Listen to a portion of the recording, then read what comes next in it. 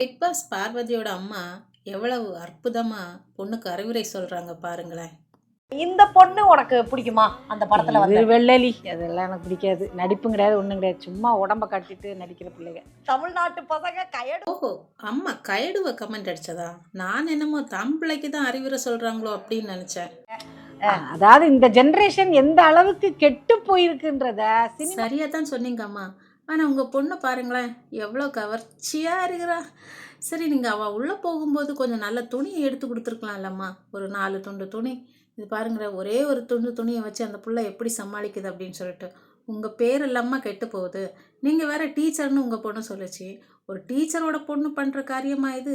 உடம்ப கட்டி மயக்குறாங்களே அப்படின்னு சொல்லிட்டு நீங்களே சொல்றீங்க. அப்போ உங்க பொண்ணு மயக்கி பணம் சம்பாதிச்சு வீட்டுக்கு எடுத்துட்டு வந்தா பரவாயில்லையா?